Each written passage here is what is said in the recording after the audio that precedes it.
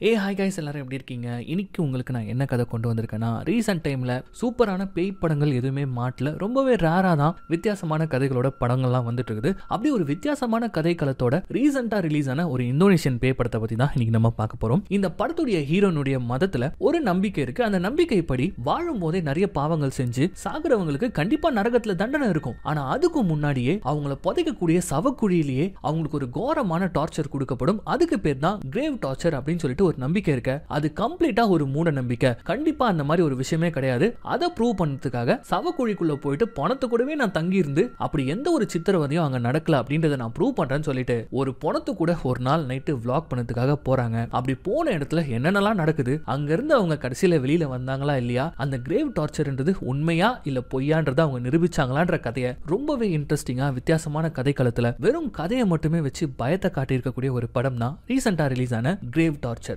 And welcome to Tamil voice over channel. நான் உங்கள் யாரோ அர்ஜுன் யாரோ. இது வரைக்கும் இந்த சேனலை சப்ஸ்கிரைப் பண்ணாதவங்க சப்ஸ்கிரைப் பண்ணிக்கோங்க, மறக்காம பெல் ஐகானை பிரஸ் பண்ணிக்கோங்க, ஃபாலோ பண்ணாதவங்க ஃபாலோ பண்ணிக்கோங்க. இப்போ இந்த கதைக்குள்ள போயிடலாம். இந்த படத்துடைய ஓப்பனிங் சீன்லயே ஒரு பேக்கரியை நடத்திட்டு இருக்கக்கூடிய ஒரு சின்ன அழகான குடும்பத்தை தான் காட்டுறாங்க. ஒரு அப்பா அம்மா, பொண்ணு பேர் சீதா, பையன் பேர் ஆதில். ரொம்ப நாளா குடும்பமா இந்த பேக்கரியை அவங்க நடத்திட்டு வந்துட்டு இருக்காங்க. ரொம்ப நாளா நல்லா போயிட்டு இருந்த இவங்களோட பேக்கரி சமீப காலமா பயங்கரமா நஷ்டத்துல உள்ள இருக்குது. அதுக்கு காரணம் இதே மார்க்கெட் தெருவில் புதுசு புதுசா வந்த பிரான்சைசி கடைகள் தான். பெரிய பெரிய பிராண்டுகள் எல்லாம் இந்த தெருவில் கடை வைக்க ஆரம்பிச்சதுக்கு அப்புறமா இவங்க பிசினஸ் படுத்துடுச்சு. பட் இருந்தாலும் சீதாவுடைய அப்பா மனம் தளராம மீன் ஷேப்ல பன் பண்றது, ராபிட் ஷேப்ல கேக் பண்றதுன்னு சொல்லிட்டு புதுசா பல விஷயங்களை ட்ரை பண்ணி கஸ்டமரை கவர்றதுக்காக பாக்குறாரு. ஆனா பாவம் இது நாள் வரைக்கும் எதுவுமே கை கொடுக்கல. பட் இருந்தாலும் தன்னுடைய பசங்களை ரொம்ப நல்லா பாத்துக்கணும் அப்படின்னு சொல்லிட்டு இந்த அம்மா அப்பா ஒரு பக்கம் ஹார்ட் ஒர்க் பண்ணிட்டு இருக்க, இன்னொரு பக்கம் இவங்களுடைய பசங்க நிலைமையை நல்லாவே தெரிஞ்ச பசங்க முன்ன மாதிரி இவங்க அப்பாக்கு காசு வராதனால பழைய ஸ்கூல்ல படிப்பை கண்டினியூ பண்றதுக்கு பதிலா பக்கத்து கிராமத்திலேயே வந்து ஒரு ஃப்ரீயான இஸ்லாமிக் ஸ்கூல் இருக்கு. அதுலதான் இதுக்கப்புறம் நம்ம அம்மா அப்பா நம்மளை சேர்த்து விட போறாங்க, நம்ம எந்த தொந்தரவும் பண்ணாம படிக்கணும் அப்படின்னு சொல்லிட்டு சீதா சொல்ல. பட் ஆதில் என்ன நினைக்கிறானா, இப்பதான் புதுசு புதுசா பண்ணலாம் ட்ரை பண்ணிருக்கோம்ல, கண்டிப்பா பிசினஸ் நல்லா போகும், நம்ம அங்க போக வேண்டியதுக்கு தேவையா இருக்காது அப்படின்னு நினைக்கும் போது தான் இவங்க நினைப்புல இடி விடுற மாதிரி ஒரு சம்பவம் ஏற்படுது. பக்கத்துல இருக்கக்கூடிய ஒரு கடைக்கு கூட்டம் கூட்டமா மக்கள் போக ஆரம்பிக்கிறாங்க. என்னன்னு பார்த்தா எல்லா பேக்கரி ஐட்டம்ஸ்க்கும் 50% ஆஃபர் அவங்க கொடுத்திருக்க. அவ்வளவுதான், இவங்களுக்கு இருந்த கொஞ்ச நெஞ்ச நம்பிக்கையும் போயிடுது. ஆல்ரெடி இவங்க பிசினஸ் நட்டத்துல தான் போயிட்டு இருக்குது. இதுல எங்க இந்த ஆஃபரை கொடுக்கிறது, எப்படி அவங்களால மட்டும் ஆஃபர் கொடுக்க முடியுதுன்ற ஒரு சந்தேகம் நம்ம சீதாக்கு வருது. பட் அந்த ஆஃபர்களை கொடுக்கிறது என்னவோ கார்ப்பரேட் கம்பெனி, அவங்க கிட்ட நிறைய பணம் இருக்குமா, அதனால அவங்க அதெல்லாம் பண்ணுவாங்கன்ற ஒரு விஷயம் சீதாக்கு தெரிய வரும்போது பணத்துக்காக தான் பிசினஸே பண்றோம், பட் பணம் இருந்தா தான் நம்மளால பிசினஸே பண்ண முடியுமாப்பா அப்படின்ற மாதிரி ஒரு கேள்வி இப்ப நம்ம சீதா கேட்க, இங்க பாருமா அவங்க வேணா ரொம்ப நிறைய சம்பாதிக்கலாம், பட் பணம் நிறைய சம்பாதிக்க நிம்மதி நம்மளை விட்டு போயிடும். நம்ம கொஞ்சம் சம்பாதிச்சாலும் நிம்மதியா குடும்பத்தோட சந்தோஷமா இருப்போம். சோ அதை பத்தி எல்லாம் கவலைப்படாத, நம்ம இதே மாதிரி குடும்பமா கடைசி வரைக்கும் ரொம்ப சந்தோஷமா இருப்போம் அப்படின்னு சொல்லிட்டு இப்ப அம்மா அப்பா வேலை செய்யறதுக்காக உள்ள போயிட வெளியில சீதாவும் ஆதிலும் தான் கடையை பாத்துக்கிறாங்க. இதுல நம்ம சீதாவை பத்தி சொல்லணும்னா தங்கச்சியாவே இருந்தாலும் ரொம்பவும் தைரியசாலி. பட் அண்ணா ஆதில் அப்படி கிடையாது, பயங்கரமா பயப்படுவான். இப்ப கூட அவன் கிளாஸ்ல படிக்கக்கூடிய ஒரு சில பசங்க வந்து கடையில அவனை பயங்கரமா புல்லிங் பண்ணிட்டு இருக்காங்க. அவன் பயந்து தான் நின்னுட்டு இருக்கான். பட் சீதா போயிட்டு அவங்கள கலாச்சி ஓட விட்டுறா. அதுக்கப்புறமா 1-2 கஸ்டமர்ஸ் வராங்க. இவங்க பாட்டு இவங்க வேலையை பார்த்துட்டு இருக்காங்க. எல்லாமே நல்லா போயிட்டே இருக்கும்போது தான் இவங்க கடைக்கு இவங்க வாழ்க்கையை திருப்பி போடுறதுக்காக ஒரு கஸ்டமர் வரான். அவன் உள்ள வரும்போதே ஹெட்போன்ஸ்ல ஏதோ கேட்டுக்கிட்டே தான் உள்ள வரான். அவன் முகமே ஒரு மாதிரி அலர் வாங்கி கிடக்குது. உள்ள வந்தவன் நேரா ஆதில் கிட்ட தான் வந்து பன்னு வாங்குவான்னு பார்த்தா குடிக்க தண்ணி மட்டும் கிடைக்குமான்னு சொல்லிட்டு கேட்கறான். ஆதிலும் கொண்டு வந்து கொடுக்குறான். பட் தண்ணி குடிச்சு முடிச்சவன் பன்னு வாங்காம சம்பந்தம் இல்லாம ஒரு கேசட்டை எடுத்து ஆதில் கிட்ட கொடுத்து, இதை கேட்காத வரைக்கும் அது மேல எனக்கு நம்பிக்கை இல்லாம தான் இருந்தது, ஆனா அதை கேட்டதுக்கு அப்புறமா நான் அதை நம்ப ஆரம்பிச்சிட்டேன். இந்த உலகத்துல நீ வாழ்ற வரைக்கும் நம்ம கடவுளை நம்பு, அல்லாஹ்வை நம்பு. இப்ப நான் வெளியில போறேன், நீங்க யாரும் வெளியில வந்துடாதீங்க, வெளியில பேராபத்து காத்துட்டு இருக்கு அப்படின்ட்டு சம்பந்தம் இல்லாம ஒரு பக்கம் ஆதில் கிட்ட பேசிட்டு அவன் வெளியில போக, இன்னொரு பக்கம் கல்லாப்பட்டியில இருந்து காசை திருட்டு ஒருத்தன் ஓட பாக்குறான். இதை பார்த்த சீதா டக்குன்னு தன்னுடைய அம்மா அப்பாவை கூப்பிட்டு ஒருத்தன் காசு திருட்டு போறான்னு சொல்லிட்டு சொல்ல, அவனை பிடிக்கிறதுக்காக இப்ப இவங்களுடைய அம்மா அப்பா வெளியில போக, அங்க வெளியில போன அடுத்த செகண்ட் அங்க ஒரு மிகப்பெரிய பிளாஸ்ட் ஏற்படுது. அந்த பிளாஸ்ட்ல இந்த பசங்க கண்ணு முன்னாடி அவங்க அம்மா அப்பா வெடிச்சு சதறாங்க. ஒரு அழகான குடும்பம் ஒரு செகண்ட்ல செதறி போகுது. இப்ப கட் பண்ணா சீதாவும் ஆதிலும் போலீஸ் ஸ்டேஷன்ல தான் உட்கார்ந்துட்டு இருக்காங்க. பக்கத்திலே டிவில நியூஸ்ல அந்த பாம் பிளாஸ்ட் பண்ணது யாரு அப்படின்றத சொல்லிட்டு இருக்காங்க. வேற யாருமே கிடையாது. கடைக்குள்ள வந்துட்டு எதுவுமே வாங்காம தண்ணி குடிச்சிட்டு ஒரு கேசட்டை கொடுத்துட்டு போனான் இல்லையா, அதுவும் நம்ம ஆதில் கிட்ட அந்த நபர் தான். சோ அதுக்காக தான் போலீஸ்காரங்க இவங்க 2 பேரும் கூட்டு வந்து விசாரிக்கிறாங்க. அவன் யாரு, இதுக்கு முன்னாடி பாத்துருக்கீங்களான்னு சொல்லிட்டு எல்லா கேள்விகளும் கேட்கறாங்க. ஆனா அந்த இடத்துல ஆதில் அவன் வெறும் தண்ணி மட்டும் குடிச்சிட்டு போனான்னு சொல்லிட்டு போலீஸ்காரங்க கிட்ட சொல்லிட்டு தங்கச்சி கிட்ட அவன் கொடுத்துட்டு போனா அந்த கேசட்டை காமிக்கிறான். 2 பேருமே அந்த கேசட் பத்தின விஷயத்தை மறைக்கிறாங்க. இன்வெஸ்டிகேஷன் முடிஞ்சதுக்கு அப்புறமா வா நம்ம முதல்ல வீட்டுக்கு போலாம் அப்படின்னு சொல்லிட்டு சீதா சொல்றா. ஆனா ஆதில் பயங்கரமா பயப்படுறான். அம்மா அப்பா இல்லாத வீட்டுக்குள்ள நம்ம எப்படி தனியா இருக்கிறது அப்படின்னு சொல்லிட்டு பயங்கரமா பயப்படுறான். பட் நம்ம சீதா தான் தைரியசாலியாச்சு, வேற வழியே இல்ல, இதுக்கப்புறம் நம்ம 2 பேர் தான் ஒருத்தருக்கு ஒருத்தர் இருந்தாகணும் அப்படின்னு சொல்லிட்டு நேரா இப்ப அம்மா அப்பா இல்லாத வீட்டுக்கு வராங்க. ஆதில் ரொம்பவே பயந்து போயிருக்கான். வந்த உடனே முதல் வேலையா அந்த கேசட் தான் ப்ளே பண்றாங்க. அப்படி ப்ளே பண்ணி பார்க்கும்போது அதுல யாரோ ஒருத்தருடைய அலறல் சத்தம் பயங்கரமா இருக்கு. ஒரு சித்திரவதை நடக்கும்போது எந்த மாதிரியான சத்தம் வருமோ அந்த மாதிரியான ஒரு சத்தம் வருது. அது கேட்கும் போதே ஒரு மாதிரியான மரண பயம் வருது. இதுல கடைசியா அந்த ரெக்கார்டிங்ல மான் ரபுக்கா ஒரு வார்த்தை கேட்க அதை கேட்டு சீதாவுடைய கண்ணு மொழிலாம் பிதுங்க. இப்ப அப்படியே கட் பண்ணி ஒரு சில நாட்கள் கழித்து காட்டுறாங்க. அந்த ஃப்ரீயா எஜுகேஷன் கொடுக்கக்கூடிய அந்த இஸ்லாமிக் ஸ்கூல், அதுல தான் நம்ம சீதா இருக்கா. அம்மா அப்பா இல்லாத 2 பேரும் இந்த ஸ்கூல்லே வந்து ஜாயின் பண்ணிக்கிட்டாங்க போல இருக்கு. அங்க ஒரு டீச்சர் இப்ப பாடம் எடுத்துட்டு இருக்காங்க. இன்னைக்கு டாபிக் கிரேவ் டார்ச்சர், அதாவது கல்லறை சித்திரவதை. நம்ம செத்ததுக்கு அப்புறமா நமக்கான ஜட்ஜ்மெண்ட் டே வர வரைக்கும் நம்மளுடைய கல்லறையில தான் நம்ம அடைப்பட்டிருப்போமா. அப்போ ரபுகான் சொல்லக்கூடிய தேவதை உன்னுடைய கடவுள் யார், அவருடைய பேர் சொல்லு அப்படின்னு சொல்லிட்டு கேட்குமா. அப்ப இவங்க அல்லான்னு சொல்லிட்டு சொல்லணுமா. இதை சொல்லிக்கிட்டே இப்ப சீதா பக்கத்துல வந்து நின்னுகிட்டு உன்னை ரபுகா அந்த கேள்வியை கேட்டா நீ அல்லான்னு சொல்லிட்டு பதில் சொல்வியா அப்படின்னு சொல்லிட்டு பர்டிகுலரா நம்ம சீதாவை பார்த்து இவங்க கேள்வி கேட்கறாங்க. சீதாவை வந்து நான் கண்டிப்பா சொல்லுவேன் அப்படின்ற மாதிரி சொல்ல, இல்ல உன்னால முடியாது அப்படின்னு சொல்லிட்டு சொல்றாங்க. ஏன்னா நம்ம சீதா கடவுள் நம்பிக்கை இல்லாதவ, வாழும்போது கடவுள் மேல நம்பிக்கை இல்லாதவங்களால அந்த கல்லறையில அந்த ஏஞ்சல் கேட்கும்போது கடவுள் பேரை சொல்லவே முடியாதான். அப்படி சொல்ல முடியாம போகும்போது ஒரு பயங்கரமான சித்திரவதை அந்த கிரேவ்ல நடக்கும். அந்த கல்லறை உடம்ப நசுங்க ஆரம்பிக்கும். ஒரு பெரிய சுத்தியால உன்னுடைய எலும்புகள் நொறுக்கப்படும். இப்படி கொஞ்சம் கொஞ்சமா அதுக்குள்ள நீ சித்திரவதையை அனுபவிப்பா அப்படின்னு சொல்லிட்டு அந்த கிரேவ் டார்ச்சரை பத்தி டீடைலா அந்த டீச்சர் வந்து சொல்லிக்கிட்டே போக, அப்ப அந்த டீச்சரையே கூப்பிட்டு நம்ம சீதா ஒரு கேள்வி கேட்கிறா. எப்படியோ எல்லாரும் இறந்து போனதுக்கு அப்புறமா அவங்க செஞ்ச பாவத்துக்கு நரகத்துல தண்டனை இருக்கும்போது எதுக்கு கல்லறைக்குள்ள ஒரு டார்ச்சர்? சோ அதெல்லாம் சும்மா கடவுள் பேர்லயும் மதத்து பேர்லயும் நீங்க மக்களை ஏமாத்திட்டு இருக்கீங்க அப்படின்ட்டு சமம் போல்ட்டா அந்த டீச்சர் மூஞ்சி மேலேயே சொல்லிட, அதுக்கு அந்த டீச்சர் இப்படி நான் பல பேரை பார்த்திருக்கேன், நம்ம மதத்திலயும் ஏன் குரான்லயே போட்டிருக்குது, ஒருத்தர் உலகத்துல எந்த அளவுக்கு பாவம் பண்றாங்களோ அதுக்கான வலி வேதனைகளை அவங்க கல்லறைக்குள்ள அவங்க அனுபவிச்சே தான் ஆகணும். அது மட்டும் இல்லாம இந்த மாதிரி கடவுள் மேல நம்பிக்கை இல்லாம நாத்திகம் பேசிட்டு இருக்கவங்களுக்கும் அந்த டார்ச்சர் காத்துட்டு இருக்குது, உனக்கும் அது காத்துட்டு இருக்குது அப்படின்னு சொல்லிட்டு ஒரு சின்ன பொண்ணுன்னு கூட பார்க்காம நம்ம சீதா அந்த டீச்சர் பயமா பயமுத்த. ஆனா இதுக்கெல்லாம் நம்ம சீதா அசற மாதிரி கிடையாது. அடுத்த சீனே அந்த ஸ்கூலை விட்டும் அந்த கிராமத்தை விட்டும் தப்பிக்கணும்னு சொல்லிட்டு பிளான போடுறா. அந்த ஸ்கூலுக்கு பின்னாடி இருக்கக்கூடிய காட்டு பகுதியில ஒரு டனல் இருக்கும். அந்த டனல் சிட்டில போயிட்டு கனெக்ட் ஆகும். அந்த டனலுக்குள்ள போய் தப்பிக்கிறது தான் சீதாவுடைய பிளான். ஏன்னா முன்னாடி இருக்கக்கூடிய கேட்ல எப்பவுமே ஆட்கள் இருப்பாங்க. கூடவே அண்ணா ஆதிலையும் கூப்பிட்டுக்கிறா. பட் ஆதில் ரொம்பவே பயந்து போயிருக்கான். இங்க இருந்து தப்பிக்கிறது ஒரு பக்கம்னா எங்க போக போறோம், எங்க தங்க போறோம், சாப்பாட்டுக்கு என்ன பண்ணுவோம், அது எல்லாமே இங்க கிடைக்கும் போது நம்ம எதுக்கு தப்பிக்கணும் அப்படின்னு சொல்லிட்டு கேள்வி கேட்கறான். பட் சீதாக்கு இங்க இருந்து தப்பிச்சு ஆகணும். அதுக்கு காரணம் தன்னுடைய அம்மா அப்பா சாவுக்கு ஒரு நியாயத்தை கேட்கணும். என்ன நியாயம் அப்படின்னு சொல்லிட்டு பார்த்தா சீதாவை பொறுத்த வரைக்கும் ஒரு மூட நம்பிக்கையால தான் தன்னுடைய அம்மா அப்பா இறந்து போயிருக்காங்க. அந்த பாம் பிளாஸ்டுக்கு காரணமா இருந்த அந்த நபர் கிரேவ் டார்ச்சர் அப்படின்னு சொல்லிட்டு ஒரு கேசட்டை கேட்டிருக்கான். அவன் என்னென்னலாம் பாவம் பண்ணிருக்கான்றது அவனுக்கு ரொம்ப நல்லாவே தெரியும். சோ எங்க நம்ம இறந்து போகும்போது இந்த மாதிரியான சித்திரவதைகள் அனுபவிக்க போறோமோன்னு சொல்லிட்டு பயந்து தான் ஒரு மனித வெடிகுண்டா மாறி இருக்கான். கல்லறைக்குள்ள சித்திரவதை அனுபவிக்கிறதுக்கு உடம்பு தேவை இல்லையா, அந்த உடம்பே இங்க சதறி போச்சு அப்படின்னா எப்படி அங்க எனக்கு டார்ச்சர் நடக்கும்னு சொல்லிட்டு அவனே மனித வெடிகுண்டா மாறி இறக்க ட்ரை பண்ணிருக்கான். ஆனா அதுல அப்பாவியா பல மக்கள் இறந்து போயிருக்காங்க. அதுல நம்ம சீதாவுடைய அம்மா அப்பாவும். சோ கிரேவ் டார்ச்சர்ன்ற ஒரு மூட நம்பிக்கையால தான் இது எல்லாமே நடந்திருக்குது. அந்த கிரேவ் டார்ச்சரை சுத்தமா ஒரு போய் மூட நம்பிக்கைன்றதை இவ ப்ரூவ் பண்ணணுமா,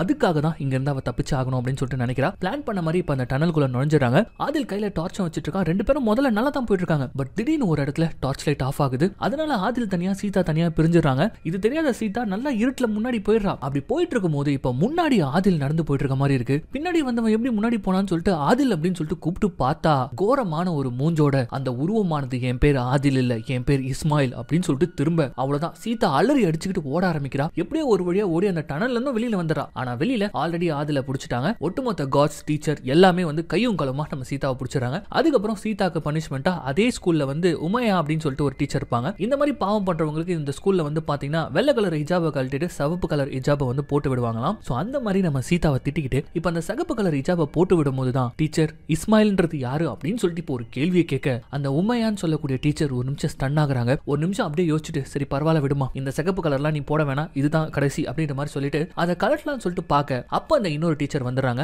எல்லாருக்குமே இந்த ஸ்கூல்ல தண்டனை ஒண்ணுதான், இவ பண்ண பாவத்துக்கு இதுதான் பண்ணணும் அப்படின்னு சொல்லிட்டு அந்த சிகப்பு ஹிஜாபை மாட்டி விட்டுறாங்க. அதுக்கப்புறமா அடுத்த சீன்லயே நம்ம சீதா அந்த சிகப்பு ஹிஜாபை போட்டு பசங்களோட பசங்களா ஒரு கிளாஸ்ல இருந்து இன்னொரு கிளாஸுக்கு போயிட்டு இருக்கா. அப்படி போகும்போது அங்க ஒரு கருப்பு கலர் வண்டி வருது. அந்த வண்டியை பார்த்து அந்த பசங்க எல்லாருமே வந்து மரியாதை கொடுக்குறாங்க. என்னன்னு பார்த்தா அதுக்குள்ள இல்ஹாம் அப்படின்னு சொல்லிட்டு ஒரு நபர் இருக்காரு. இந்த ஹோமுக்கு ஃபுல் ஸ்பான்சரே அவர் தான். இந்த ஸ்கூலை நடத்துறதே இவர் தான். இவர் காசுல தான் இந்த ஸ்கூலே ரன் ஆயிட்டு இருக்குது. சோ அதனால அவரை பார்க்கும் போதெல்லாம் மரியாதை கொடுக்கணும் அப்படின்றது இந்த ஸ்கூலோட இன்ஸ்ட்ரக்ஷன். சோ இப்படியே போயிட்டு இருக்கும்போது தான் அன்னைக்கு ராத்திரி இப்ப என்ன ஆகுதுன்னா தூங்க போகாம நம்ம சீதா கிளாஸ் ரூம்ல உட்காந்து படிச்சிட்டு இருக்கா. அப்ப திடீர்னு அந்த ஸ்கூல்லே கொஞ்சம் நேர்மையா இருக்கக்கூடிய அந்த உமையா டீச்சர் அவங்களுடைய குரல் கேக்குது. இதுக்கு மேல என்னால பொறுத்துக்க முடியாது, நான் இங்க இருந்து போறேன், இதுக்கு மேலயும் இந்த மாதிரியான பாவத்தெல்லாம் என்னால செய்ய முடியாது அப்படின்னு சொல்லிட்டு அப்படி அந்த இன்னொரு டீச்சர் கூட பேசிட்டு இருக்கிறது நம்ம சீதாக்கு கேக்குது. அந்த இன்னொரு டீச்சர் உமையா டீச்சரை பார்த்து இப்ப என்ன பண்ண போறீங்க நீங்க, இதெல்லாம் கண்டும் காணாம விட்டுருங்க, இங்க இருக்கக்கூடிய குழந்தைகளோட எதிர்காலத்தை பத்தி யோசிங்க அப்படின்ற மாதிரி சொல்ல இந்த குழந்தைகளுக்கு எதிர்காலமா இஸ்மாயிலுக்கு நடந்தது தானே இந்த மத்த குழந்தைகளுக்கும் நடக்க போகுது அப்படின்ற மாதிரி இப்போ ஒரு வார்த்தை அவங்க சொல்ல என்னன்னு பார்த்தா இந்த ஸ்கூல்ல நடத்திட்டு இருக்கக்கூடிய அந்த இல்ஹாம்ன்ற நபரால இங்க இருக்கக்கூடிய குழந்தைகளுக்கு நிறைய பாலியல் துன்புறுத்தல்கள் ஏற்பட்டிருக்குது. அதுல உயிரிழந்து போன ஒரு பையன் தான் இஸ்மாயில். அவனை தான் சீதா வந்து அந்த டனல்ல பாத்துருப்பா. இதெல்லாம் பார்த்து பொறுக்க முடியாம தான் உமையா டீச்சர் இப்ப இந்த இடத்த விட்டே போலான் இருக்காங்க. இன்னைக்கு அந்த இல்ஹாம்க்கு இறையாவ போது யாரு, ஆதில் தானா அப்படின்னு சொல்லிட்டு இப்ப அவங்க கேட்க இப்ப இதை அத்தனையும் கேட்டுட்டு இருந்த சீதா அதிர்ந்து போறா. இப்ப உடனே அண்ணா ஆதில காப்பாத்தணும்னு சொல்லிட்டு நேரா அவனை பாக்கிறதுக்காக போறா. அந்த இல்ஹாமுடைய இருக்கக்கூடிய ஆபீஸ்ல தான் அண்ணா ஆதிலம் உட்கார்ந்துட்டு இருக்கான். அண்ணா அங்க இருக்காத, இங்க வந்துரு அப்படின்னு சொல்லிட்டு கத்திக்கிட்டே நம்ம சீதா ஓடுறா. ஆனா அங்க இருக்கக்கூடிய காட் சீதாவை புடிச்சுக்கிறாங்க. இன்னொரு பக்கம் அந்த இல்ஹாம்ன்ற நபரால ஆதிலம் தரன்னு உள்ள இழுக்கப்படுறான். எவ்வளவு போராடி பாக்குறா சீதா, ஆனா தன்னுடைய அண்ணனை அவளால காப்பாற்றவே முடியல. அந்த காட் சீதாவை புடிச்சிட்டு வந்து ஒரு பழைய ரூம்ல அடிச்சு போட்டுறாங்க. அவளும் கஷ்டப்பட்டு அங்க இருந்து தப்பிக்கணும்னு பாக்குறா. பட் வெறும் கையால அவளால முடியல. இந்த இடத்துல தான் அந்த ஹிஜாபாவை கழற்றா. அதை பயன்படுத்தி அங்க இருந்து ஜன்னல் பலகையை உடைச்சு ஜன்னல் வழியா வெளியில எகிரி குதிச்சா. அங்க உமையா டீச்சர் இவளை காப்பாத்துறதுக்காக வராங்க. அவளுடைய பொருட்கள் இன்க்ளூடிங் அந்த கேசட், அதுக்கப்புறமா கொஞ்சம் சாப்பாடு, இதெல்லாம் ஒரு மூட்டையா கட்டி தயவு செஞ்சு இந்த நரகத்துல இருந்து நீ தப்பிச்சு போயிடுமா, இல்லனா இங்க நடக்கக்கூடிய கொடுமைகள் எல்லாமே ஒரு நாள் உனக்கு நடக்கும் அப்படின்ற மாதிரி சொல்லி அவளை தப்பிக்க வைக்க. ஆனா சீதா அண்ணன் ஆதில் இல்லாம போற மாதிரி இல்ல. அந்த காட்டு பகுதியிலே ஒரு இடத்துல போயிட்டு ஒளிஞ்சுக்கிறா. ஏன்னா அந்த இல்லாமுடைய கார்ல தான் அண்ணன் ஆதில் இருக்கா. அந்த பக்கம் கார் போகும்போது கரெக்டா இப்ப கல் எடுத்து கண்ணாடியில அடிக்க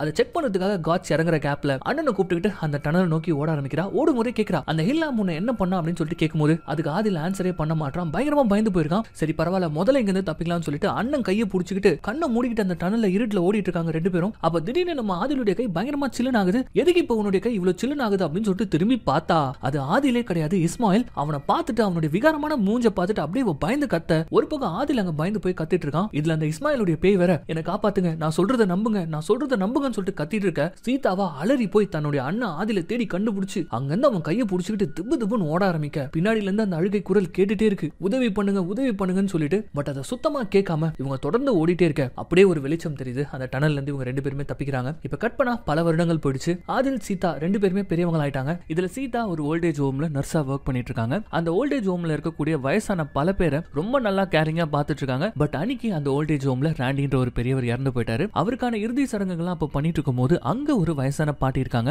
அவங்க கொஞ்சம் வித்தியாசமானவங்க, பேயெல்லாம் எனக்கு கண்ணுக்கு தெரியும் அப்படின்னு சொல்லிட்டு சுத்திட்டு இருப்பாங்க. இப்ப கூட இறந்து போன ராண்டி தன்னுடைய கண்ணுக்கு தெரியறாருன்னு ஒரு பாட்டு பாட சொல்லி கேட்கிறாருன்னு சொல்லிட்டு பாட்டு பாடிட்டு இருக்காங்க. பட் அதெல்லாம் நம்புறால நம்ம சீதா கிடையாது, அது நமக்கே தெரியும். இப்ப அடுத்தடுத்து அந்த ஓல்டேஜ் ஹோம்ல இருக்கக்கூடிய முக்கியமான கேரக்டர்களையும் அவங்க கூட நம்ம சீதாக்கு இருக்கக்கூடிய ரிலேஷன்ஷிப்பையும் இப்ப காட்டுறாங்க. அங்க ஒரு வயசான கப்பிள்ஸ் இருக்காங்க. அந்த இறந்து போன பெரியவருடைய சாவ காரணம் காமிச்சு வெளியில போலாம் அப்படின்னு சொல்லிட்டு பாக்குறாங்க. பட் சீதா அலோ பண்ண மாட்டாங்க. என்னமா இப்படி பண்றியமா அப்படின்னு சொல்லிட்டு அவங்க போனதுக்கு அப்புறமா அங்க செஸ் விளையாடிட்டு இருக்கக்கூடிய இன்னொரு பெரியவரையும் காட்டுறாங்க. அவர் செஸ் போர்ட்ல இருக்கக்கூடிய காயின்ஸ் எல்லாம் தெரியாம கீழே தள்ளி விட அப்ப அங்க சீதா மாதிரி இன்னொரு பொண்ணு நர்ஸா இருக்காங்க. இப்ப இவங்க ரெண்டு பேரும் அந்த காயின்ஸ் எடுத்து வச்சிட்டு இருக்கும் போது அப்ப அந்த செஸ் விளையாடிட்டு இருந்த பெரியவர் டிவியை காமிச்சு அதுதான் என்னுடைய பொண்ணு அப்படின்னு சொல்லிட்டு நம்ம சீதா கிட்ட சொல்றாரு. ஆக்சுவலி அது ஒரு ரியாலிட்டி ஷோ, இந்த மூட நம்பிக்கைகள்லாம் பத்தி பேசுறது. அதுலதான் அந்த பெரியவருடைய பொண்ணு ஆங்கரா இருக்காங்க. சோ அவரு நம்ம சீதாவை பார்த்து, நீயும் இப்படிதானே, உனக்கு இந்த கடவுள் மேல நம்பிக்கை இல்ல, ஒரு நாள் இல்லனா ஒரு நாள் நீ என் பொண்ணுடைய ஷோக்கு போனோம், அங்க நீ இதெல்லாம் பேசணும், நாங்க இங்க இருந்து இதெல்லாம் பார்க்கணும் அப்படின்னு சொல்லிட்டு ஃபன்னா பேசுறாங்க. இப்ப இப்படி இவங்க பேசிட்டே இருக்கும் போது உள்ள இருந்து யாரோ ஒரு பெரியவர் சீதா சீதான்னு கத்துற மாதிரி குரல் கேக்குது. உடனே நம்ம சீதாவும் இப்ப குடுகுடுன்னு ஓடி போய் பார்த்தா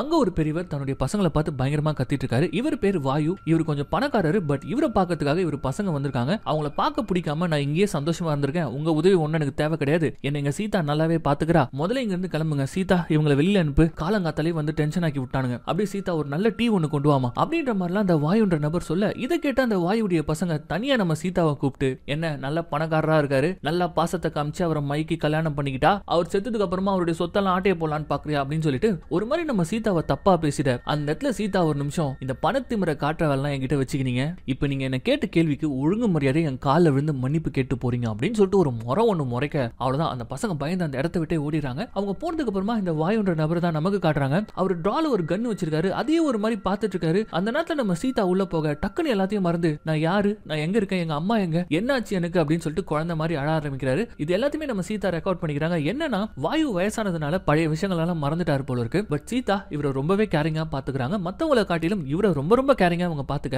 சோ இப்படி நம்ம சீதா இப்ப என்ன பண்ணிட்டு இருக்காங்க அப்படின்றத காட்டுறாங்க. என்னதான் இவங்க இப்ப இப்படி ஒரு ஓல்டேஜ் ஹோம்ல ஒர்க் பண்ணிட்டு இருந்தாலும் சின்ன வயசுல அவங்க எய்மா இருந்த ஒரு விஷயம், இந்த கிரேவ் டார்ச்சர் ஒரு கட்டுக்கதை, அதை நிரூபிக்கணும் அப்படின்னு சொல்லிட்டு நினைச்சாங்க தெரியுமா, அதை இன்னுமே கைவிடாத அவங்க பண்ணிட்டு இருக்காங்க. அதை பத்தி பல ரிசர்ச் பண்றாங்க. இப்ப கூட அதை பத்தி ராத்திரி முழுக்க ரிசர்ச் பண்ணிட்டு இருக்கும்போது இந்த பேய் பிசாசு, இந்த கடவுள் கட்டுக்கதை இதெல்லாம் நம்ம சீதாக்கு ஒரு சின்ன சந்தேகம் இருக்காது. என்னன்னா இவங்க சின்ன வயசுல அந்த டனலை கடக்கும் போது அவங்க இஸ்மாயில பார்த்தது, அது எப்படி பாசிபிள் ஆச்சு அப்படின்றதுக்கும் இவங்க ஒரு ஆன்சர் தேடி வச்சிருக்காங்க. அது என்னன்னா, இந்த மாதிரி ஹாண்டடான பிளேஸ்ல எப்பவுமே ஆக்சிஜன் ரொம்ப கம்மியா இருக்குமா, சோ கம்மியா இருக்கும்போது நம்ம மூளை வந்து பயங்கரமான ஹாலுசினேஷனுக்குள்ளாகுமா, சோ அதனாலதான் அவங்க அன்னைக்கு இஸ்மாயில பார்த்திருக்காங்க அப்படின்னு சொல்லிட்டு ஒரு ப்ராப்பரான இவங்க ஒரு கிளாரிட்டியோட இருக்காங்க. சோ இப்படி வளர்ந்து இன்னுமே தன்னுடைய இலக்கு நோக்கி போயிட்டு இருக்க சீதா ஒரு பக்கம்னா, இன்னொரு பக்கம் ஆதில். அவர் இன்னுமே சின்ன வயசுல எப்படி பயத்தோட இருந்தாரோ அதே மாதிரி தான் பயத்தோட இருக்காரு. அவர் பிணங்களை கழுவுற வேலையை பார்த்துட்டு இருக்காரு. இன்னைக்கு கூட ஓல்டேஜ் ஹோம்ல இறந்து போன ராண்டி என்றவருடைய பணத்தை தான் அவர் கிளீன் பண்ணிட்டு இருக்காரு. அதை கிளீன் பண்ணி முடிச்சுட்டு இப்ப அதை புதைக்கலாம் அப்படின்னு சொல்லிட்டு கிளம்புறாரு. கூடவே வந்து நம்ம சீதாவும் ஜாயின் ஆயிக்கிறாங்க. இப்போ இவங்க ரெண்டு பேரும் சேர்ந்து அந்த பெரியவருடைய பாடியை கல்லறையில புதைக்கும் போது தான் இவங்க பேசிக்கிறதுல இருந்து ஒரு விஷயம் தெரியுது.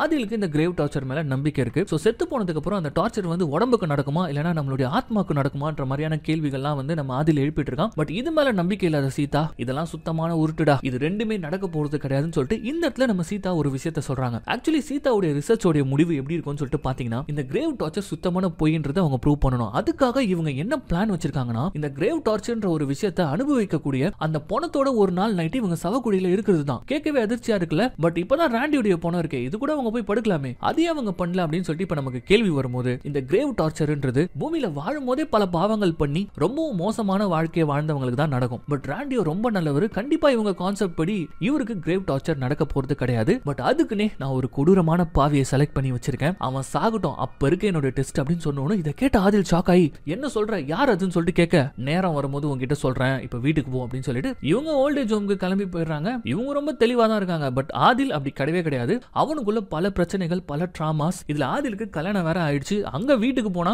அவங்க ஆதில வெளியில தள்ளி கதவு சாத்துறாங்க. ஏன்னா ஆதில் தன்னுடைய மனைவி கூட சரியா டைம் ஸ்பெண்ட் பண்றது கிடையாது. அதனாலே கடுப்பாகி போன ஆதிலுடைய மனைவி, எனக்கு டைவர்ஸ் கொடுத்துரு, இதுக்கப்புறம் இது செட் ஆகாது, எப்ப பார்த்தாலும் நீ பணத்து கூடவே இருக்க, அப்படியே கிளம்பிடு அப்படின்னு சொல்லிட்டு அவங்க வீட்டுல இருந்து ஆதில அவங்க விரட்டி விட்டுற. அப்படியே கட் பண்ணி அன்னைக்கு ராத்திரி நம்ம சீதாவை ஓல்டேஜ் ஹோம்ல தான் காட்டுறாங்க. நைட்டு வழக்கம் போல இவங்க செக் பண்றதெல்லாம் செக் பண்ணிட்டு அப்படியே ரவுண்ட்ஸ் போயிட்டே இருக்கும்போது அந்த வாயுன்ற நபர் இருக்கார் இல்லையா, அவருடைய வீடியோஸ் எல்லாம் திரும்ப திரும்ப போட்டு பிளே பண்ணி பார்த்துட்டு இருக்காரு. அந்த சத்தத்தை கேட்டு நம்ம ஹீரோயின் உள்ள போக அவங்கள பார்த்து டக்குன்னு, உனக்கு கடவுள் நம்பிக்கை இருக்கா, இந்த பேய் கடவுள் இந்த பாவம் புண்ணியம் இது மேலாம் உனக்கு நம்பிக்கை இருக்கா அப்படின்னு சொல்லிட்டு ஒரு கேள்வி கேட்க, எதுக்கு என்ன பார்த்து இந்த கேள்வி கேட்கறீங்க அப்படின்ற மாதிரி சீதா கேட்க, இல்ல நீ ஏதோ தப்பு பண்ற மாதிரி இருக்கு, ஏதோ ஒரு பாவம் பண்ற மாதிரி இருக்கு, பட் அதுக்காக நான் அட்வைஸ் பண்ண போறேன்னு மட்டும் நினைக்காத, நான் கொடுக்க போற அட்வைஸே வேற, இந்த உலகத்துல பாவம் புண்ணியம் எதுவுமே கிடையாது, உனக்கு பிடிச்சிருக்கா கொலை பண்ணு கொள்ளையடி என்ன வேணாலும் பண்ணி உன் மனசுக்கு பிடிச்ச மாதிரி சந்தோஷமா இரு, இதெல்லாம் இந்த மனுஷ பதருங்க உருவாக்கி வச்ச சட்டம், அதெல்லாம் பண்ணிட்டு கில்ட்டோட வாழணும்னு அவசியமே இல்ல, நிம்மதியா வாழலாம் அப்படின்ற மாதிரி போய் சொல்ல, அப்ப இந்த இடத்துல நம்ம சீதா குடுப்பா பாருங்க ஒரு ட்விஸ்ட். ஓ அதனாலதான் நீ வந்து இஸ்லாமிக் ஸ்கூல் நடத்துறன்ற பேர்ல அங்க இருக்க குழந்தைங்க எல்லாம் அபியூஸ் பண்ணி ஒரு கேவலமானவனா வாழ்ந்துட்டு இருந்தியா அப்படின்னு சொல்லிட்டு கேட்கும் போது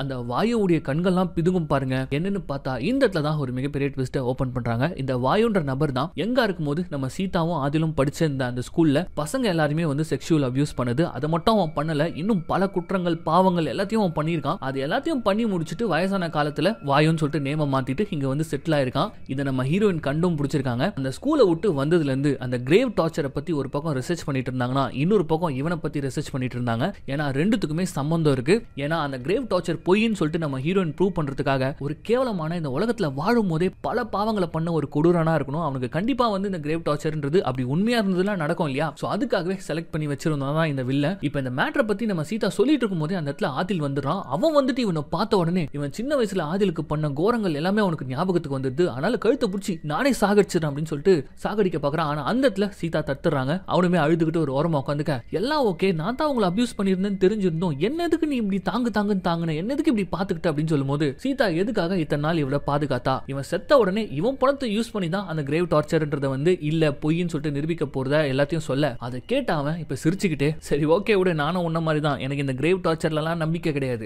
வாழ்ற வரைக்கும் கண்ணா பின்னான்னு பாவம் பண்ணி ஜாலியா இருந்துட்டேன், அட்லீஸ்ட் இப்ப சாகும் போது ஆச்சு உனக்கு உதவியா இருந்துட்டு போறேன் அப்படின்னு சொல்லிட்டு டக்குனு அவன் கையில இருந்த கன் எடுத்து அவனே சுட்டுக்கிட்டு செத்துற. அவ்வளவுதான், அவன் செத்துறான். அவனுடைய பசங்களும் வந்து பாத்தீங்கன்னா அப்பனுடைய சொத்து மட்டும் தான் எங்களுக்கு வேணும், அவன் வேணா நீங்களே வந்து அடக்கம் பண்ணிக்கோங்கன்னு சொல்லிட்டு இது நம்ம ஹீரோனுக்கு இன்னுமே வசதியா போயிட அடுத்த நாளே ஆதில் அந்த பாடியை கிளீன் பண்றான். அப்படி கிளீன் பண்ணும்போது அவன் சின்ன வயசுல பண்ண விஷயங்கள்லாம் நினைச்சு அவனுக்கு வாமிட்டே வருது. பட் இருந்தாலும் தங்கச்சிக்காக சகிச்சுக்கிட்டு அந்த கிளீன் எல்லாம் பண்ணிட்டு ரெண்டு பேரும் கிளம்பி கல்லறைக்கு போயிடுறாங்க. இத்தனை நாளா நம்ம சீதா வந்து இந்த உலகத்துக்கு ப்ரூவ் பண்ணணும்னு நினைச்சதை இன்னைக்கு ப்ரூவ் பண்ண போறா. அதுக்காக என்ன பண்ண போறான்னு பாத்தீங்கன்னா இந்த கல்லறையில இவரை புதைக்கும் போது சீதாவும் வந்து பக்கத்துல படுத்துக்கிற மாதிரியான ஒரு செட்டப் பண்ணிட்டாங்க. உள்ள கேமராவும் எடுத்துட்டு போறா. சோ கண்டிப்பா அந்த கிரேவ் டார்ச்சர்ன்றது உண்மைனா இவன் பண்ணாத பாவமே இல்ல, இவனுக்கு அந்த டார்ச்சர் நடக்கும். ஒருவேளை அது நான் சொல்ற மாதிரி பொய்யா இருந்ததுன்னா எதுவுமே நடக்காது, அதை ரெக்கார்ட் பண்ணி எடுத்துட்டு வந்து இந்த உலகத்துக்கு நான் போட்டு காட்டுவேன் அப்படின்னு சொல்லிட்டு உள்ள போறாங்க. ஒரு பக்காவான செட்டப் தான். வெளியில ஆதில் பக்காவா உட்காந்துட்டு இருப்பான். இவங்களை வந்து லாக் பண்ணதுக்கு அப்புறமா உள்ள வந்து ஆக்சிஜனுக்கு ஒரு பைப்பும் இருக்கு. இன்கேஸ் ஏதாவது தப்பா போச்சுன்னா அவங்க சிக்னல் கொடுக்கிறதுக்கு ஒரு கயிறும் வச்சிருக்காங்க. மூணதுக்கு அப்புறமா ஃபுல்லா வெளியில வந்து ஆதில் உட்காந்து தான் இருக்க போறான். சோ பக்காவா பணத்து கூட சீதாவை படுக்க வச்சு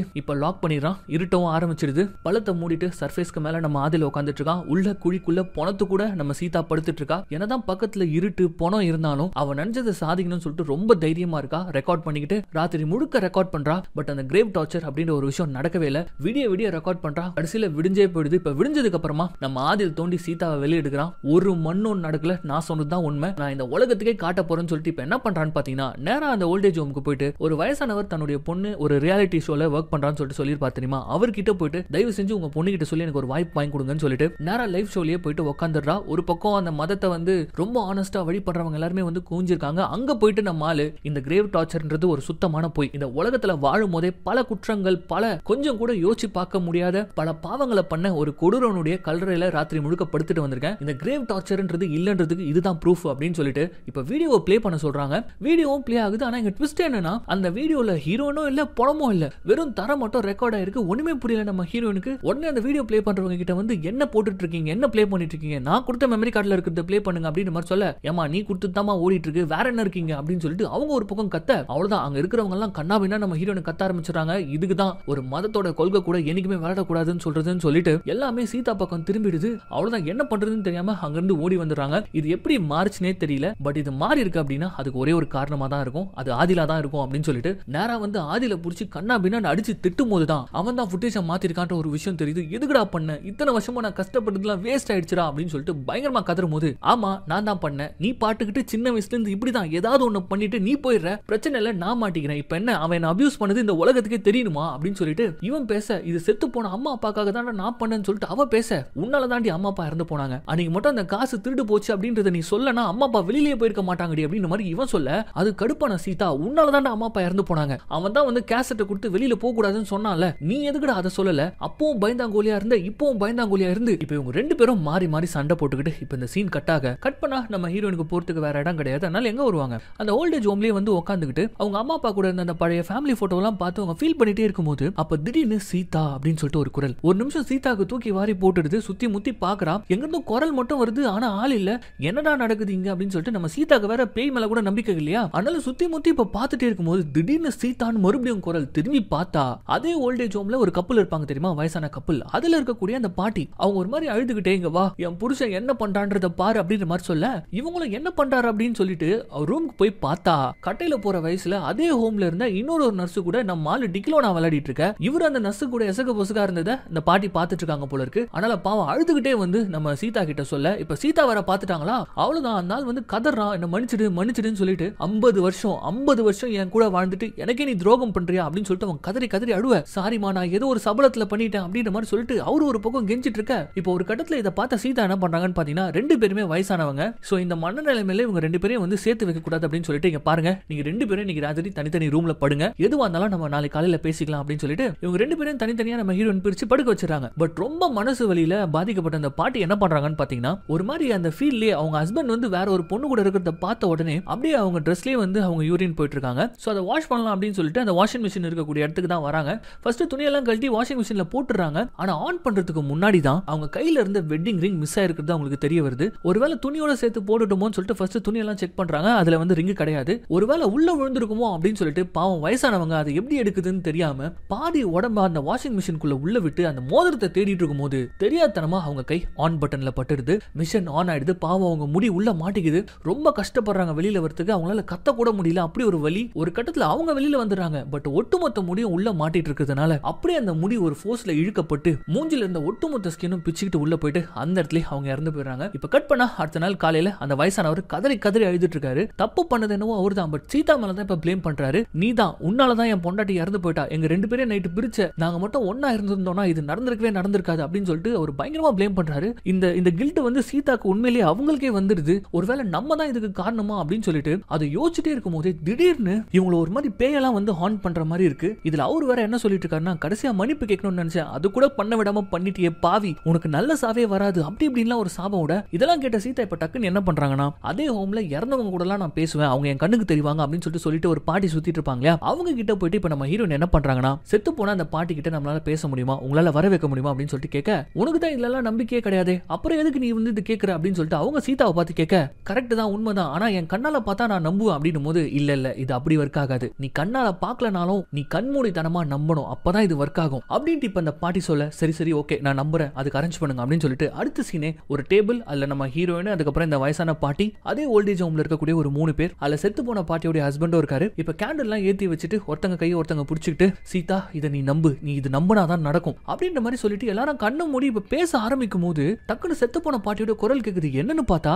இந்த பேய் கிட்ட பேசக்கூடிய மீடியமா இருக்காங்க தெரியுமா, அவங்க தான் பேசிட்டு இருக்காங்க. இப்ப அவங்க குரலை கேட்டு அவங்க ஹஸ்பண்ட் டக்குன்னு போயிட்டு, என்ன மன்னிச்சிட்டு நீ எங்க இருக்குன்னு சொல்லிட்டு கேட்க, ரொம்ப கஷ்டங்க, நான் உங்களை விட்டு ரொம்ப தூரம் போயிட்டேன், இதுக்கப்புறம் என்ன தேடி நீங்களா வரவே முடியாது, என்ன கேட்டீங்க மன்னிப்பு வேணுமா, அந்த மன்னிப்பு என்னால உங்களுக்கு கொடுக்கவே முடியாது, ஆனா அந்த மன்னிப்பு வேணும் அப்படின்னா எனக்கு துரோகம் பண்ணீங்களே ஒரு நர்ஸ் கூட, அந்த நர்ஸை உங்க கையாலேயே கொலை பண்ணணும், அப்பதான் என்கிட்ட இருந்து உங்களுக்கான மன்னிப்பு கிடைக்கும் அப்படின்ற மாதிரி சொல்ல, இதை கேட்டுட்டு இருந்த ஹீரோனால இதை கேட்க முடியல. இதெல்லாம் தப்பு, நீங்க என்னென்னவோ பேசுறீங்க அப்படின்னு சொல்லிட்டு கண்ணை திறந்து பார்த்தா செத்து போன பாட்டியை உட்காந்துட்டு இருப்பாங்களா. அவ்வளவுதான், அலறி அடிச்சுட்டு போயிட்டு ஸ்கிரீனை ஓபன் பண்ணா நம்ம சீதா மட்டும் தான் இப்பவே நம்ப மாட்டாங்க. ஆனா அங்க இருக்கக்கூடிய ஒவ்வொரு தாத்தாக்களும் வந்து பாத்தீங்கன்னா கம்ப்ளீட்டா வந்துட்டு போனது செத்து போன பாட்டி தான் அப்படின்னு சொல்லிட்டு நம்புறாங்க. அவங்க எல்லாருமே போயிட்டு நீங்க சாப்பிட்டு படுங்க அப்படின்னு சொல்லிட்டு நம்ம ஹீரோனை அமுச்சு வச்சிடறாங்க. பட் இருந்தாலும் அந்த மீடியம் பாட்டியோட குரல் கேட்டுட்டே இருக்கு. அதுவும் எப்படி கேக்குது, இப்ப ஆதில் குரல் மாதிரி கேக்குது. இஸ்மாயில காப்பாத்து, இஸ்மாயில காப்பாத்துன்னு சொல்லிட்டு கேட்க ஏதோ ஒன்னு சரியில்லையே, இப்ப எதுக்கு ஆதில் குரல் நமக்கு கேக்குது அப்படின்னு சொல்லிட்டு டக்குன்னு அண்ணனுக்கு கால் பண்ணி எல்லாம் ஓகே தானே, நீ சேஃபா தானே இருக்க அப்படின்னு சொல்லிட்டு கேட்க, எனக்கு என்ன, ஒர்க் பண்ணிட்டு இருக்கேன், நான் ஒர்க் எல்லாம் முடிச்சுட்டு கூப்பிடுறேன் அப்படின்னு மாதிரி சொல்லிட்டு இப்ப ஆதில் என்ன பண்ணிட்டு இருக்கானா ஒரு வயசானவருடைய பாடியை வந்து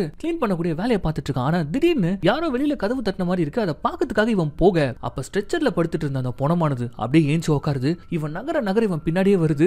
ஒரு கட்டத்துல இந்த லாக்கர்கள்லாம் இருக்கும் தெரியுமா, அந்த இடத்துல வச்சு இவன் ஒரு பயந்து போன இவன் அந்த லாக்கருக்குள்ள போயிட்டு லாக் பண்ணிக்கிறான். ஆனா லாக்கருக்குள்ள போயும் அந்த பேய்கள் விடல. இது நாள் வரைக்கும் இவன் போஸ்ட்மார்ட்டம் பண்ணி கிளீன் பண்ண அத்தனை பொணங்களும் வந்து பாத்தீங்கன்னா பேய வந்து இவனை பயங்கரமா பயமுத்த. ஒரு பக்கம் ஆதிலுக்கு இங்க இந்த மாதிரி நடந்துட்டு இருக்க, இன்னொரு பக்கம் ஹோம்ல இருக்கக்கூடிய நம்ம சீதாவை காட்டுறாங்க. அவங்க அதே ஹோம்ல தப்பு பண்ண அந்த இன்னொரு நர்ஸ் அவளை பார்த்து ஏன் இதெல்லாம் பண்ணுன்னு சொல்லிட்டு கேட்க, ஆக்சுவலி அந்த பொண்ணா ஒரு அனாதை, அது மட்டும் இல்ல அவகிட்ட சுத்தமா பணமே கிடையாது, ரொம்ப ஏழ்மையான பொண்ணு. சோ அதை பயன்படுத்திட்டு அந்த தாத்தா தான் நான் உன்னை பாத்துக்கிறேன், உன் லைஃபே நான் செட்டில் பண்றேன்னு சொல்லி தான் அதெல்லாம் அவர் பண்ணிருக்காரு போல இருக்கு. இவளும் வந்து அக்செப்ட் பண்ணிட்டு இருந்திருக்கு. அதனாலதான் இப்ப இந்த மேட்டர்லாம் அவன் சொல்லிட்டே இருக்கும்போது திடீர்னு சரக்குன்னு ஒரு கத்தி வீசுற சவுண்டு. என்னன்னு பார்த்தா அந்த தாத்தா கையில கத்தியை வச்சுக்கிட்டு இந்த பொண்ணை கொலை பண்ணதுக்காக துடிச்சிட்டு இருக்காரு. ஏன்னா அவங்க மனைவியுடைய பேய் சொல்லிடுச்சு இல்லையா, என்னுடைய மன்னிப்பு உனக்கு கிடைக்கணும் அப்படின்னா அந்த பொண்ணை கொலை பண்ணணும்னு சொல்லிட்டு. சோ அதனால அவர் கத்தியை வச்சுக்கிட்டு வீசுன்னு வீசிட்டு இருக்க, அவர்கிட்ட இருந்து எப்படியோ கஷ்டப்பட்டு நம்ம சீதா காப்பாத்தி அந்த பொண்ணை இன்னொரு ரூமுக்கு கொண்டு வந்து கதவை சாத்திடுறாங்க. ஆனா சட்டுன்னு எதிர்பார்க்காத நேரத்துல ட்விஸ்டா அதே ஆர்ஃபனேஜ்ல இருந்த இன்னொரு தாத்தா அவரு கத்தி எடுத்து அந்த பொண்ணை நச்சுன்னு சொருகிட, ஏன் இவ்வளவு கொலை பண்ணீங்க,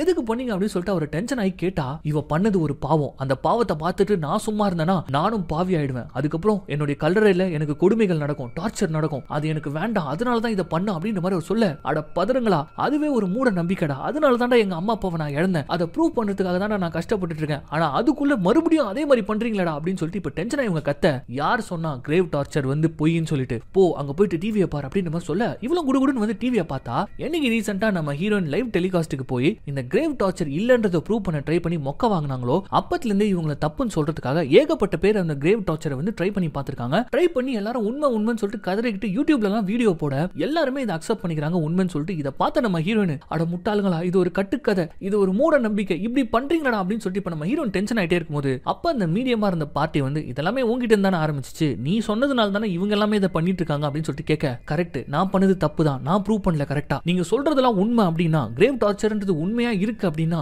வாழும் போதே பல கொடூரமான பாவங்கள்லாம் செஞ்ச அந்த வாயுக்கு ஏன் எதுவுமே ஆகல, அவன் கூட ராத்திரி முழுக்க நான் இருந்தேனே அவனுக்கு ஏன் எதுவுமே ஆகல அப்படின்னு சொல்லிட்டு இப்பவே நான் ப்ரூவ் பண்ணி காட்டுறான் அப்படின்னு சொல்லிட்டு குடுகுடுன்னு அவனுடைய கல்லறைக்கு இப்போ ஓடி வந்து கையில வெறும் டார்ச் லைட்டோட அவன் கல்லறையை தோண்டி உள்ள இருக்கக்கூடிய அவன் பாடி எடுத்து காட்டலாம் அப்படின்னு சொல்லிட்டு ட்ரை பண்ணான். அப்படியே போதால்ன வழிக்கு இப்போ ஒரு குகை மாதிரி இருக்கக்கூடிய இடத்துல போயிட்டு இவங்க விழுவாங்களா, அது ஃபர்ஸ்ட் குகை மாதிரி தான் இருக்கு, ஆனா போக போக தான் சின்ன வயசுல இருந்து அந்த ஸ்கூல்ல இருந்து தப்பிச்சு வரும்போது ஒரு டனலை பார்த்தாங்க தெரியுமா, அந்த டனல் மாதிரி இருக்கு. இதுல நடுவுல ஆதில் வேற ஒரு மாதிரி கதறிட்டு இருக்கான், இஸ்மாயில காப்பாத்துன்றான். பயங்கரமான பேயெல்லாம் இவங்க கண்ணுக்கு தெரியுது. பட் இருந்தாலும் இங்க ஆக்சிஜன் கம்மியா இருக்கு, அதனால நமக்கு இலூஷன் தெரியுது, ஆக்சிஜன் இல்லன்னு சொல்லிக்கிட்டு மனசுல மரண பயம் வந்துருச்சு. பட் இருந்தாலும் அது உண்மையா இருக்காதுன்னு சொல்லிட்டு பேசிக்கிட்டு இப்ப அந்த டனல்ல இருந்து வெளியில போக ட்ரை பண்ணும்போது அப்ப குறுக்கல புதுசா ஒரு வழி ரூம் மாதிரி இருக்கு. அதுக்குள்ள வந்து பார்த்தா சின்ன வயசுல இவங்க ஃபேமிலியா நடத்திட்டு இருந்த அந்த பேக்கரி, அந்த பேக்கரியில மறுபடியும் அந்த சின்ன வயசுல நடந்த அதே சம்பவம் நடக்குது. ஒருத்தன் வந்து காசை திருடிட்டு போறான். ஆனா இந்த தடவை அம்மாவை கூப்பிட்டு சொல்லக்கூடாது அப்படின்னு சொல்லிட்டு அழுதுகிட்டே நம்ம ஹீரோ நிக்க, அப்ப தூரத்துல வெளியில அவங்க அம்மா அப்பாவும் இறந்து அவங்க ஆவி நிக்குது. பயங்கரமா அழுது மன்னிப்பு கேட்கறாங்க, என்னால தான் நீங்க இறந்து போனீங்கன்னு சொல்லிட்டு. பட் அவங்களா, உன்னால ஒன்னும் நாங்க ஒன்னும் இறந்து போல, நீ ஒன்னும் கவலைப்படாதமா, நீ முதல்ல இங்க இருந்து கிளம்பு அப்படின்ற மாதிரி சொல்ல, இவ்வளவு அங்க இருந்து கிளம்பி வெளியில வந்துடுறா. அங்க வெளியில வந்தா இப்ப மறுபடியும் பேய். இவ சின்ன வயசுல படிச்ச அந்த ஸ்கூல்ல இருந்த பல பசங்களுடைய பிணங்கள் வந்து பேயா மாதிரி நிக்குது. ஆனா எல்லாருமே இஸ்மாயில காப்பாத்துன்னு சொல்லிட்டு இருக்க, அவன பேயாவே இருந்தாலும் பரவாயில்லடா, அந்த இஸ்மாயிலை நான் இன்னைக்கு காப்பாத்தினோம்டா அப்படின்னு மாதிரி சொல்லிட்டு இப்ப முன்னாடி போக அப்பதான் அந்த இஸ்மாயிலுடைய முகத்தையே நமக்கு காட்டுறாங்க. இதுல அவன் பின்னாடி எதையோ வேற பார்த்துட்டு அவன் பயப்படுறான். யாருன்னு பார்த்தா இவனை செக்ஷுவலா அபியூஸ் பண்ண அந்த வில்லன் வாயு தான். அவனை பார்த்துட்டு நம்ம இஸ்மாயில் பயப்பட டக்குன்னு நம்ம ஹீரோ என்ன பண்றாங்கன்னா அவனை புடிச்சு அங்க இருந்து குடுகுடுன்னு ஓடி வந்து ஒரு வழியா டனலோட வெளியில கூட்டு வந்து இங்க இருந்து தப்பிச்சு போ அப்படின்ற மாதிரி சொல்றாங்க. அவனும் வந்து பாத்தீங்கன்னா ரொம்பவே தேங்க்ஸ் அப்படின்ற மாதிரி சொல்லிட்டு முதல்ல நீங்க இருந்து போன்னு சொல்லிட்டு சொல்ல, எனக்கு எப்படி போறதுன்னு தெரியலையே, எங்க போறதுன்னு தெரியலையே அப்படின்னு சொல்லிட்டு நம்ம ஹீரோயின் கதற, முதல்ல நீ நம்புனாதான் அது நடக்கும் அப்படின்ற மாதிரி அவன் சொன்ன அடுத்த செகண்ட் மறுபடியும் அவங்க அந்த டனலுக்குள்ள இருக்காங்க. இந்த பக்கம் பார்த்தா அந்த வாயுன்ற கிழவன் அரக்கன் அவன் ஒரு மாதிரி நடந்துகிட்டு நம்ம ஹீரோயின் கிட்ட வரான். அவன் நடந்து வரதே ஒரு மாதிரி பயமா இருக்கு. இதுல இவங்க வேற பயந்து போயிட்டு இப்ப எங்கடா போறது, எந்த பக்கம்டா போறதுன்னு யோசிச்சுட்டே இருக்கும்போது இவங்க வழியில ஒரு குழி ஒண்ணு ஓபன் ஆகுது. அந்த குழியில இவங்க பொத்துன்னு விழுந்து கண்ணை முழிச்சு பார்த்தா இங்க குடுக்குறாங்க படத்துடைய அடுத்த ஒரு மிகப்பெரிய ட்விஸ்ட். அது என்னன்னா, இந்த வாயுடைய பாடி கூட போயிட்டு இந்த கிரேவ் டார்ச்சர்ன்றது வந்து ஒரு பொய்ன்னு ப்ரூவ் பண்ணதுக்காக படுத்திருப்பாங்க தெரியுமா? அங்கதான் சீதா இன்னுமே இருக்கா. அந்த சவப்பெட்டிக்குள்ள போய் படுத்து அதுக்கப்புறம் ஏஞ்சி வந்தது அத்தனையும் இவங்க கனவுலயே எக்ஸ்பீரியன்ஸ் பண்ண உண்மைகள் தான். சோ கதறாங்க, ஆதில் ஆதில்னு சொல்லிட்டு கத்துறாங்க. பட் ஆதில் மேல இருக்கிற மாதிரியே தெரியல. இதுல ஒரு பாம்பு வேற, இவங்க காத்து போனோன்றதுக்காக ஒரு பைப் வச்சிருப்பாங்க.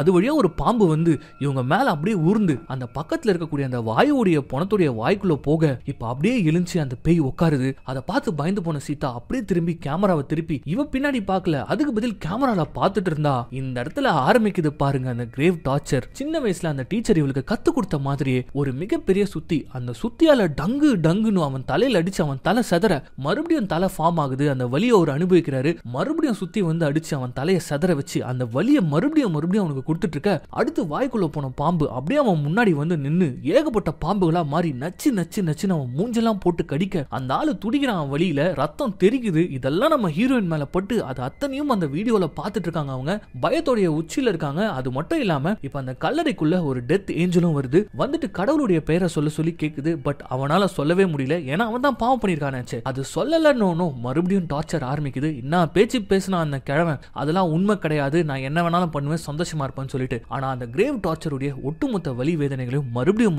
அனுபவிச்சுட்டு இருக்க. இவங்களே அதான சொன்னாங்க அதெல்லாம் உண்மையே கிடையாதுன்னு சொல்லிட்டு. ஆனா இப்போ கதறாங்க, உள்ள மாட்டிக்கிட்டு. இவங்க அந்த டார்ச்சர் அனுபவிக்கல, ஆனா அதை பார்க்கவே முடியல இவங்களால. கதறிக்கிட்டு இப்ப ஆதில்னு கத்த. இப்ப டக்குன்னு ஆதில் அந்த சவப்பெட்டியை ஓபன் பண்றான். அங்கிருந்து துடிச்சு புடிச்சு நம்ம ஹீரோயின் ஓடுறாங்க. கடைசியில இந்த படத்துடைய முடிவுல நீங்க வாழ்ற காலத்துல நீங்க பண்ணக்கூடிய பாவங்களுக்கு நரகத்துல தண்டனை இருக்கோ இல்லையோ, ஆனா கண்டிப்பா இந்த கிரேவ் டார்ச்சர்ன்றது இருக்குன்ற மாதிரி இந்த படத்தையும் முடிக்கிறாங்க. எப்படி இருந்தது இந்த படம்? ரொம்ப நாளுக்கு அப்புறமா ஒரு வித்தியாசமான கதைகளத்துல ஒரு நல்ல பேய் படம் இல்லையா? சோ அதனால தான் டக்குன்னு உங்களுக்கு சொல்லிட்டேன். இந்த படம் எப்படி இருந்தது அப்படின்றத கமெண்ட்ல சொல்லுங்க. So once again this is your Tamil voice over channel. நான் உங்கள் யாரோ அர்ஜுன் யாரோ. இது வரைக்கும் இந்த சேனலை சப்ஸ்கிரைப் பண்ணாதவங்க சப்ஸ்கிரைப் பண்ணிக்கோங்க. மறக்காம பெல் ஐகானை பிரஸ் பண்ணிக்கோங்க. ஃபாலோ பண்ணாதவங்க ஃபாலோ பண்ணிக்கோங்க. மீண்டும் நாளைக்கு சந்திக்கலாம்.